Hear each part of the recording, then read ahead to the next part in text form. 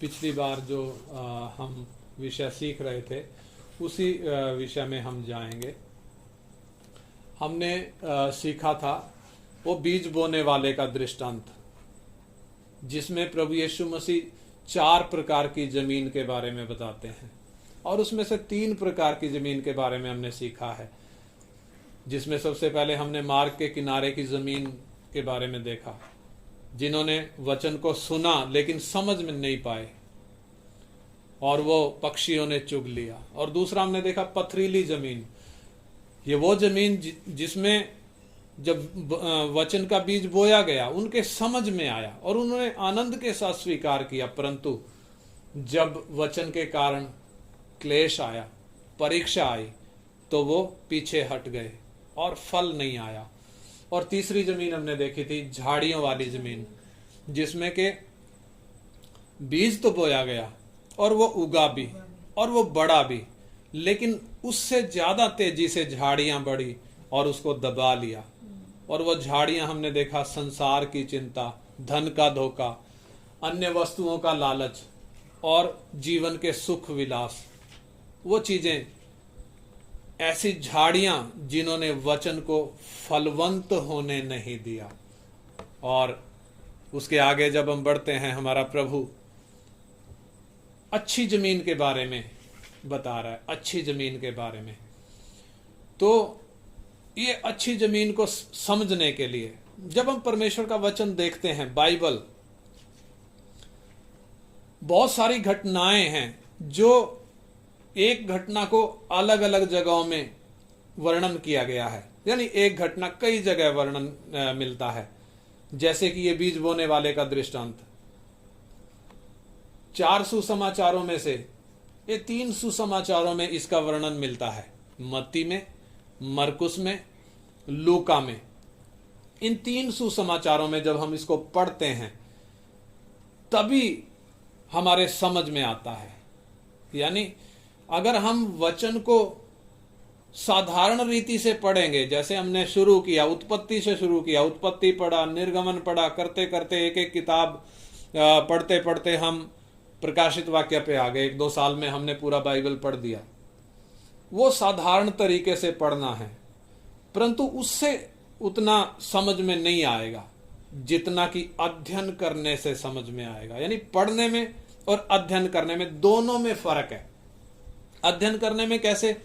जैसे ये घटना 3 सुसमाचारों में लिखी है, मत्ती, मरकुस और लूका में। जब हम इनको आपस में मिला के, इस घटना को तीनों सुसमाचारों में आपस में मिलाकर जब पढ़ते हैं, यानी वचन से वचन, आयत से आयत और कड़ी से कड़ी जब मिलाकर हम पढ़ते हैं, तभी ये वचन हमारे समझ में आएगा। इससे हमें क्या पता चलता है? परमेश्वर का वचन खोजने वाले को ही परमेश्वर खोल कर देता है, ढूंढने वाले को ही परमेश्वर खोल कर देता है। यानी 3 जगह क्यों लिखा है? सवाल उठ सकता है, 3 जगह क्यों लिखा है? अगर एक ही जगह लिखा होता, बाइबल उतना मोटी नहीं होती, थोड़ा और पतली होती और पढ़ने में आसानी भी होती, लेकिन ऐसा नहीं है। 3 जगह लिखा है, उसके पीछे भेद है। भेद क्या है? एक तस्वीर के छोटे छोटे टुकड़े तोड़कर उनको अलग अलग जगह छिपाया गया है, और जब ढूंढने वाला उन टुकड़ों को ढूंढता है और आपस में जब उनको जोड़ता है तो एक सही तस्वीर सामने आती है। वो तस्वीर हमें समझ में आती है ये चीज क्या है। इसलिए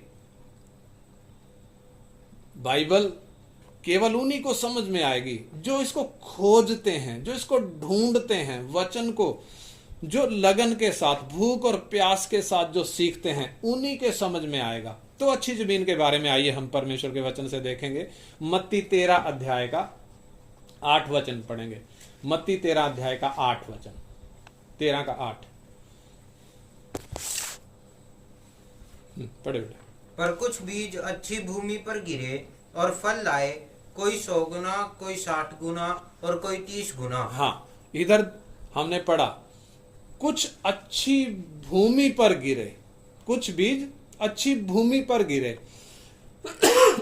सॉरी, और फल लाए, कोई 100 गुना, कोई 60 गुना और कोई 30 गुना। यानी प्रभु यीशु इस वचन को कैसे समझा रहे हैं उसको भी हम देखेंगे। मत्ती 13:23 में प्रभु इस वचन को समझा रहे हैं।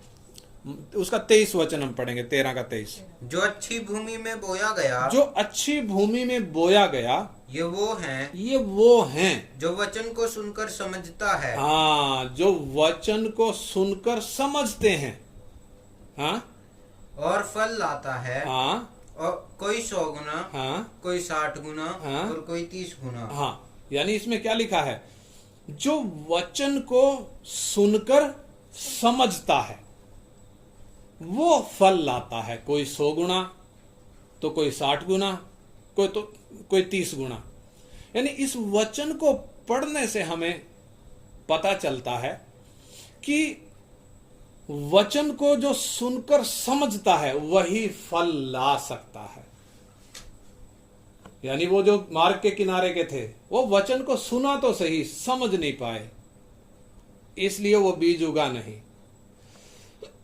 तो जरूरी क्या है? वचन को सुनकर समझना है। समझना कैसे? उसकी कीमत को समझना है, उसके सत्य को समझना है। ये वचन किस बारे में कह रहा है, जीवन का सत्य क्या है। यानी वो सच्चाई जब हमारे समझ में आती है, जब समझ में आएगी तभी फल भी आएगा। और दूसरी बात, मत्ती के अलावा मरकुस में भी हम इसी आयत को पढ़ेंगे। मरकुस 4 अध्याय का 20 वचन। उधर क्या लिखा है? मरकुस 4 अध्याय उसका 20 वचन पढ़ेंगे, 4 का 20। और जो अच्छी भूमि में बोए गए, जो अच्छी भूमि में बोए गए, ये वे हैं जो वचन सुनकर ग्रहण करते। हाँ, जो वचन को सुनकर ग्रहण करते और फल लाते हैं। कोई 30 गुना, कोई 30 गुना, कोई 60 गुना, कोई 60 गुना, और कोई 100 गुना, और कोई 100 गुना। यानी यहां पर हमने क्या देखा? जब मत्ती के साथ इस मरकुस को जोड़कर देखते हैं तब हमें पता चल रहा है कि वचन को केवल समझने से बात नहीं बनेगी।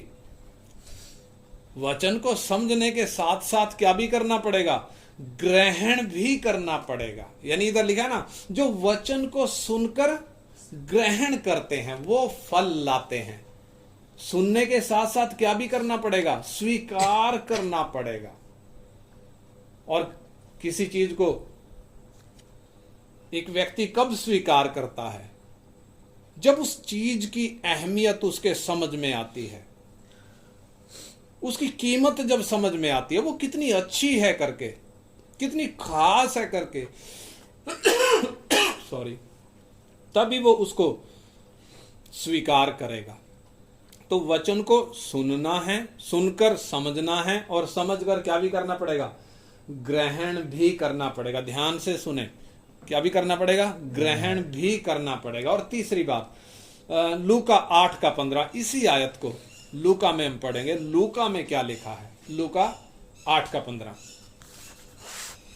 पर अच्छी भूमि में के वो हैं। हाँ, पर अच्छी भूमि में के वो हैं जो वचन सुनकर भले और उत्तम मन में संभाले रहते हैं। हाँ, जो वचन को सुनकर भले और उत्तम मन में संभाले रहते हैं, और धीरज से फल लाते हैं। और धीरज से फल लाते हैं। यानी मत्ती, मरकुस और लूका, इन तीनों को जब हम साथ रख के देख रहे हैं तब हमें पता चल रहा है कि वचन को केवल समझने से बात नहीं बनेगी, केवल ग्रहण करने से बात नहीं बनेगी, साथ में क्या भी करना पड़ेगा? वचन को मन में संभालना भी पड़ेगा। इधर लिखा है, जो वचन को सुनकर भले और उत्तम मन में संभाले रहते हैं। यानी संभालना पड़ेगा। जब एक व्यक्ति उसको अपने मन में संभालेगा कि ये कितना कीमती है, वो समझकर जब उसको संभालेगा तभी फल आएगा। शैतान क्यों इस वचन के पीछे पड़ा है? क्योंकि ये कीमती बीज है, ये कीमती चीज है। चोर हमेशा कीमती चीज चुराता है, बेशक मैंने पिछली बार बताया था, शैतान को बेशक इससे कोई फायदा ना हो, लेकिन उसको मालूम है अगर ये व्यक्ति, इसके मन में वचन रह गया तो ये मेरे कब्जे से छूट जाएगा, ये मेरे अधिकार से चला जाएगा, इसके अंदर से मेरा राज्य खत्म हो जाएगा। इसलिए वो नहीं चाहता कि वचन अंदर रहे। परंतु एक व्यक्ति जब वचन को समझता है, समझकर जब उसको स्वीकार करता है और अपने मन में जब उसको संभालता है, ये 3 बातें हमने अब तक देखी। समझा, समझकर स्वीकार किया और स्वीकार करके मन में उसको संभाल कर रखा। और आगे फिर से पढ़ें लूका 8:15। पर अच्छी भूमि के वे हैं, अच्छी भूमि में के वे हैं जो वचन सुनकर भले और उत्तम मन में संभाले रहते हैं, संभाले रहते हैं और धीरज से फल लाते हैं। धीरज से फल लाते हैं। और इसके पहले हमने पढ़ा, भले और उत्तम मन में संभाले रहते हैं और धीरज से फल लाते हैं। तो ये धीरज से फल कैसे आएगा? जैसे हमने उसमें देखा था ना, पथरीली जमीन में वचन को स्वीकार किया, आनंद के साथ ग्रहण किया, लेकिन जब वचन के कारण परीक्षा आई, क्लेश आया, सतावट जब आई, तो पीछे हट गए। यानी धीरज नहीं था, मिट्टी की कमी थी। लेकिन यहां पर 100 गुना फल लाने के लिए क्या करना पड़ेगा? धीरज रखना पड़ेगा। धीरज कब? जब एक व्यक्ति इस वचन को स्वीकार करता है, अपने मन में जब इसको ले लेता है, इस वचन के कारण जीवन में क्लेश आएंगे, प्रतिकूल परिस्थितियां आएंगी, तूफान आएंगे, परीक्षाएं आएंगी। उन परीक्षाओं में यदि हमने धीरज धरा है, यदि धीरज के साथ हम उसको अपने मन में संभाले रहते हैं, तभी फल आएगा। और इसकी अगली 5वीं बात हम देखते हैं। दोबारा फिर से इसको पढ़ें, लूका 8:15।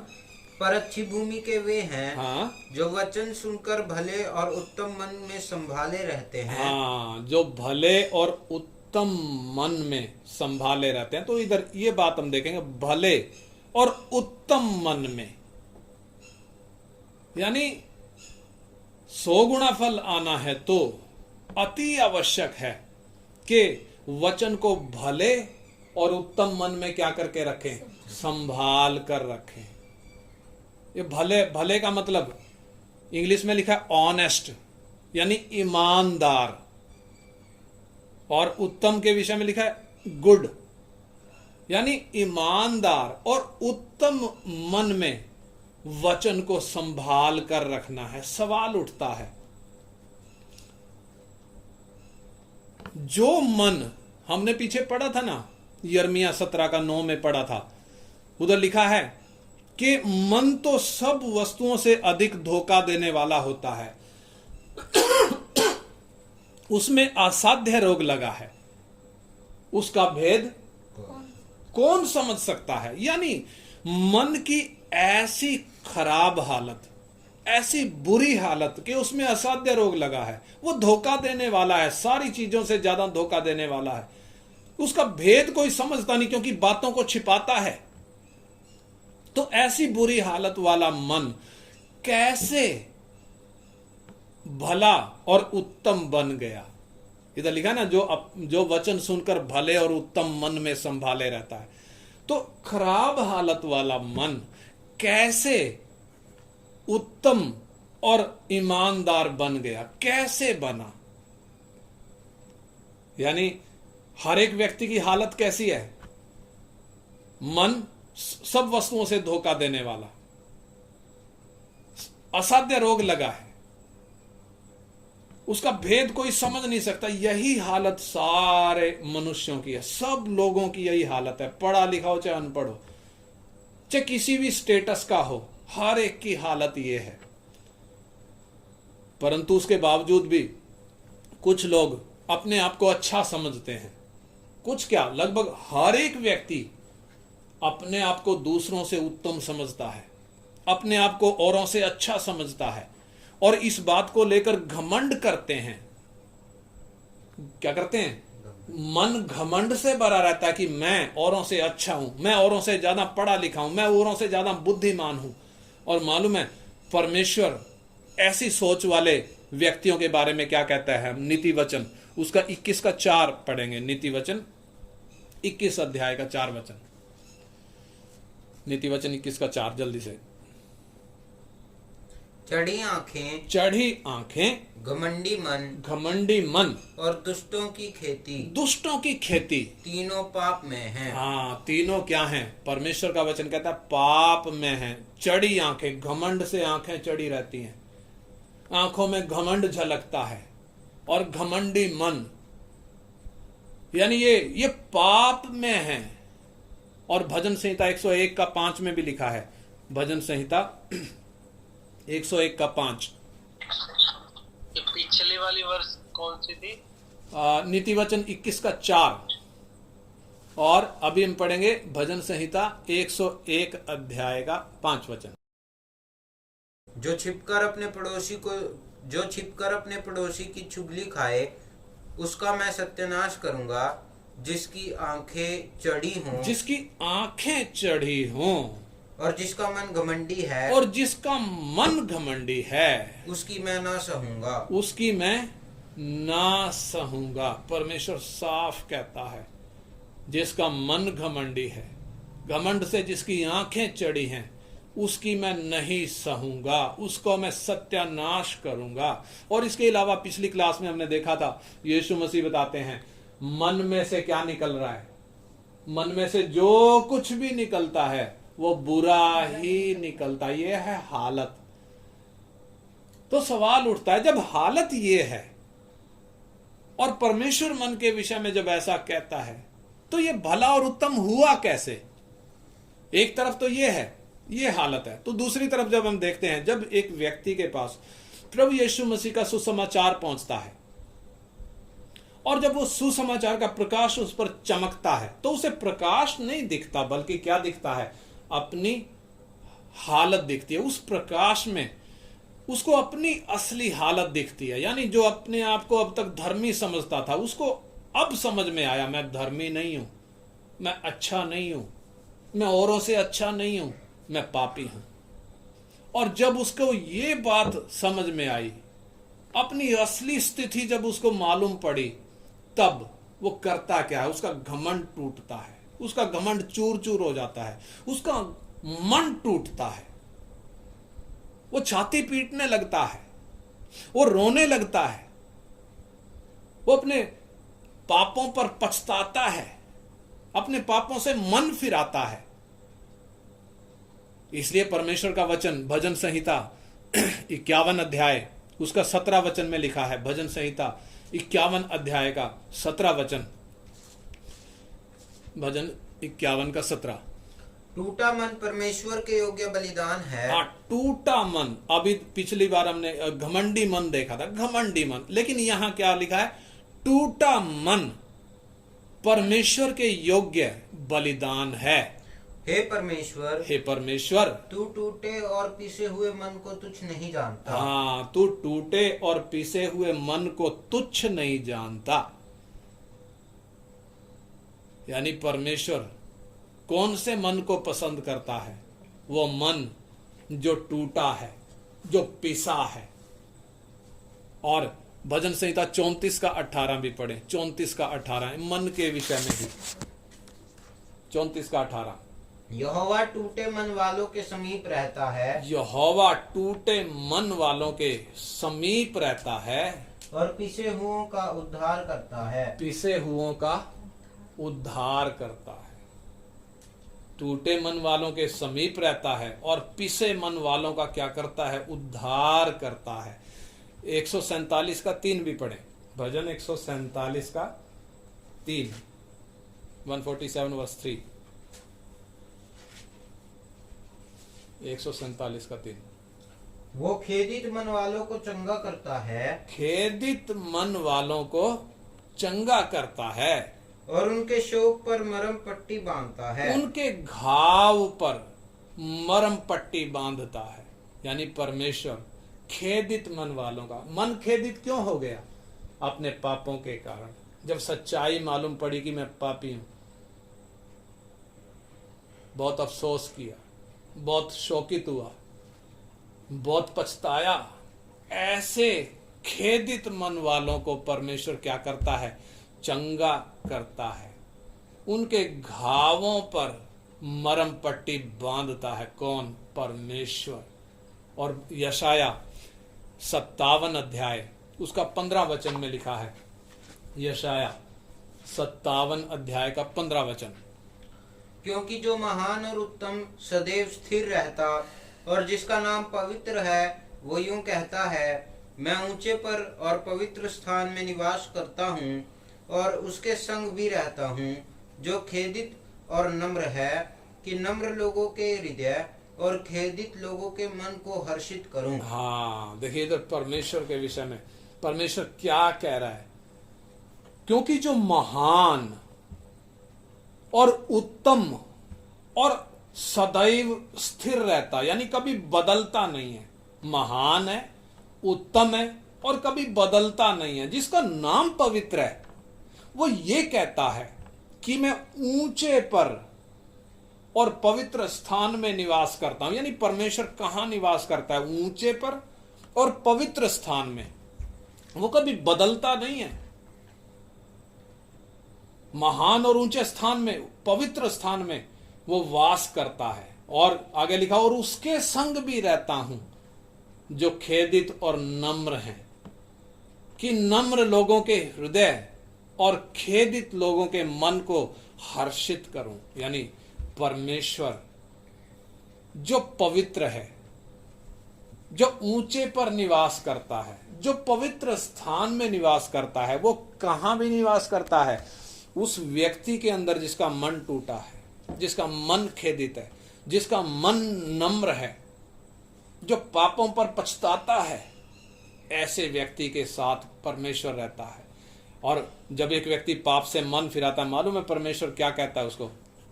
वो कहता है, यहेजकेल 36 अध्याय में लिखा है, यहेजकेल 36 अध्याय उसका 25 से हम पढ़ेंगे। यहेजकेल 36 अध्याय का 25 से, मैं तुम पर शुद्ध जल छिड़कूंगा। हाँ, परमेश्वर कहता है मैं तुम पर शुद्ध जल छिड़कूंगा और तुम शुद्ध हो जाओगे। तुम शुद्ध हो जाओगे। और मैं तुमको तुम्हारी सारी अशुद्धता और मूर्तों से शुद्ध करूंगा। हाँ, मैं तुमको नया मन दूंगा। हाँ, मैं तुमको नया मन दूंगा और तुम्हारे भीतर नई आत्मा उत्पन्न करूंगा। तुम्हारे भीतर नई आत्मा उत्पन्न करूंगा।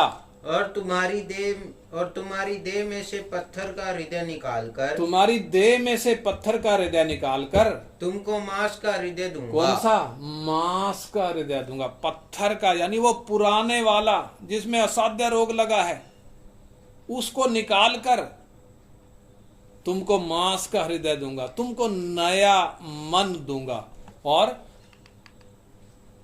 मैं अपना आत्मा तुम्हारे भीतर देकर हाँ? ऐसा करूंगा हाँ? कि तुम मेरी विधियों पर चलोगे और मेरे नियमों को मानकर उनके अनुसार करोगे। हाँ, यानी इधर जो बात लिखी है, प्रभु कहता है मैं तुमको नया मन दूंगा। मैं तुम्हारे भीतर से पत्थर का मन निकालकर मांस का हृदय तुम्हारे अंदर मैं लगाऊंगा। यानी ये जो नया मन जिसकी प्रभु यहां बात कर रहे हैं, ये मांस का हृदय, यही तो है वो भला और उत्तम मन जिसके विषय में प्रभु यीशु कहते हैं, लूका में 8:15 में हमने पढ़ा, जो वचन को सुनता है और जो सुनकर उसको अपने भले और उत्तम मन में संभाल कर रखता है, वो 100 गुना फल लाता है।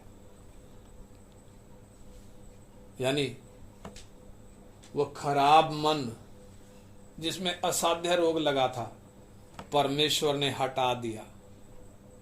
कब हटाया? जब पापों से एक व्यक्ति मन फिराता है,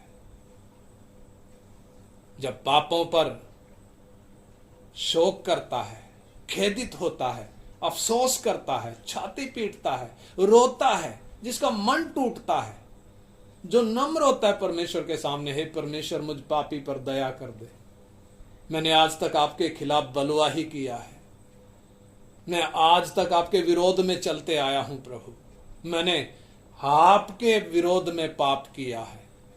जब एक व्यक्ति इस तरीके से पीछे मुड़कर अपने पापों को याद कर कर जब रोता है, परमेश्वर उसके कठोर मन को हटाकर अंदर नया मन उत्पन्न करता है और उस नए यानी उस भले और उत्तम मन में एक व्यक्ति वचन को संभाल कर रखता है।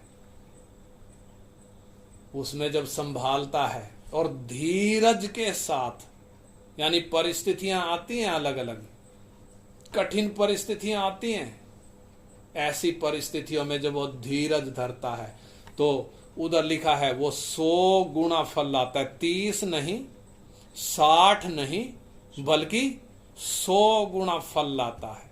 मती में हमने पढ़ा जो वचन को सुनकर समझता है वो फल लाता है, कोई 100 गुना, कोई 60 गुना, कोई 30 गुना। और मरकुस में हमने पढ़ा जो वचन को सुनकर ग्रहण करता है वो फल लाता है, कोई 30 गुना, कोई 60 गुना, कोई 100 गुना। लेकिन लूका में जो हमने पढ़ा जो वचन को सुनकर अपने भले और उत्तम मन में उसको संभालता है वो फल लाता है। कितना फल लाता है? दोबारा पढ़े वो 8 का 15, 8 का 15 लूका 8 का 15। पर अच्छी भूमि में के वे हैं, अच्छी भूमि में के वे हैं जो वचन सुनकर हाँ, भले और उत्तम मन में संभाले रहते हैं हाँ, और धीरज से फल लाते हैं। धीरज से फल लाते हैं। कितना फल लाते हैं ये यहां नहीं लिखा, ये कहीं और छिपा कर रखा हुआ है। कहां छिपा कर रखा हुआ है? लूका 8 का 8 में पढ़ेंगे। कुछ अच्छी भूमि पर गिरा और उगकर 100 गुना फल लाया। उगकर कितना फल लाया? 30 गुना नहीं, 60 गुना नहीं बल्कि 100 गुना फल लाया। यानी ये एक ऐसी स्थिति है जब मन बदल गया। मन, जब एक व्यक्ति ने पापों से मन जब फिरा और परमेश्वर ने जब उसका मन बदला है, ये एक ऐसी स्थिति है जिसमें वो पहली 3 भूमियों जैसी हालत नहीं है, मार्ग के किनारे, पथरीली जमीन और झाड़ियों वाली, जिसमें फल आया ही नहीं। यानी जब एक व्यक्ति वचन को सुनकर अपने मन में संभालता है वो फल लाता है, निष्फल कभी नहीं रहता। एक बात। दूसरी बात, वो कम फल नहीं लाता, यानी 30 गुना नहीं, 60 गुना नहीं बल्कि कितने गुना? वो 100 गुना फल लाता है। और इस विषय में प्रभु यीशु मसीह भी कहते हैं, जब यूहन्ना में हम पढ़ते हैं 15 अध्याय में, जब प्रभु यीशु मसीह कहते हैं सच्ची दाखलता मैं हूं, तुम डालियां हो, जो डाली मुझ में है और फलती नहीं है, मेरा पिता किसान है, वो उस डाली को काट डालेगा। और जो मुझ में है और फलती है उसको वो छांटता है ताकि और फले। और उसका 8 वचन में लिखा है, मेरे पिता की महिमा इस बात से होती है कि तुम बहुतायत का फल लेकर आओ, बहुत सा फल लेकर आओ, तभी तुम मेरे चेले ठहरोगे करके प्रभु यीशु मसीह कहते हैं। यानी 100 गुना फल कब आएगा? नंबर 1, जब हमने वचन को सुनकर समझा है। नंबर 2, जब हमने समझकर उसको ग्रहण किया है। और नंबर 3, जब हमने ग्रहण करके उसको अपने मन में संभाला है। कौन से मन में? नंबर 4, वो मन कौन सा? जब हमने पाप से मन फिराया, जब हमारा मन परमेश्वर ने बदला। और नंबर 5, जब धीरज धरते हैं, यानी एकदम फल नहीं आता, धीरज के साथ आता है, टाइम लेकर आता है। जैसे हम फसल देखते हैं, बीज बोते हैं, अगले दिन फल नहीं आता। कोई पेड़ लगाते हैं, अगले दिन फल नहीं आता, टाइम लगता है। ऐसे ही धीरज के साथ क्योंकि बारिश भी आएगी, गर्मी भी आएगी, सर्दी भी आएगी, हर एक परिस्थिति, तूफान भी आएगा। हर एक परिस्थिति को सहन करते हुए धीरज के साथ धीरे धीरे उस हालत तक पहुंचते हैं जब 100 गुना फल आता है। इसलिए आइए हम अपने मन रूपी जमीन के बारे में जरा अच्छी तरीके से जांच पड़ताल करें। मेरे मन की जमीन कैसी है? क्या मेरा मन भला है, यानी ईमानदार है? जांच करने का विषय है। क्या मेरा मन ईमानदार है? बेईमान तो नहीं? क्या मेरा मन उत्तम है? खराब तो नहीं? क्या अभी भी मेरे मन में कचरा तो नहीं भरा? कहीं ऐसा तो नहीं कि हल चलाने की जरूरत है? अगर हल चलाने की जरूरत है तो आइए, परमेश्वर का वचन वो हल है जो कठोर जमीन को फाड़ डालता है। आइए वचन का हल चलाएं। पथरीली जमीन में पत्थर थे, कहीं ऐसा तो नहीं मेरे अंदर भी पत्थर भरे हैं? पत्थरों को बीन कर एक एक करके बाहर फेंकने की आवश्यकता है। तो आइए आज ही उन पत्थरों को बाहर फेंकें। जैसे झाड़ी वाली जमीन में झाड़ियां थी, संसार की चिंता, धन का धोखा, अन्य वस्तुओं का लालच, जीवन के सुख विलास, ये झाड़ियां, क्या ये झाड़ियां तो मेरे अंदर नहीं है? ये कभी भी फल लाने नहीं देंगी, ये वचन को दबा देंगी। आइए इन झाड़ियों को जड़ से उखाड़ कर बाहर फेंकें। पीछे मुड़कर जरा देखें, अपने पापों को माने, अपने पापों से मन फिराएं, परमेश्वर से प्रार्थना करें ताकि वो हमारे मन को बदले। कब बदलेगा? जब हम मन फिराएंगे तभी बदलेगा। जब हम अपने पापों से पर खेदित होंगे, शोकित होंगे, तभी वो मन बदलेगा। तभी हमारे अंदर से सारी मलिनता को हटाएगा। परमेश्वर के मेमने का वो बहुमूल्य लहू हमें शुद्ध करने के लिए तैयार है। आइए वचन को ध्यान से समझें, उसकी कीमत को समझें, वचन के सत्य को पहचानें। यह वचन हमने पढ़ा था पीछे, अविनाशी बीज है। ये जीवता है और ये सदा ठहरने वाला बीज है। आइए इसको अपने मन में स्वीकार करें, अपने मन में वचन को संभालें और परिस्थितियां चाहे कैसी भी आए, हम धीरज रखें। परिस्थितियां जीवन में बदलती हैं, उतार चढ़ाव आते हैं। आइए धीरज रखें, धीरज के साथ हम फल लाएं। परमेश्वर इसमें हमारी मदद करे। आइए हम प्रार्थना करें। हालेलुया।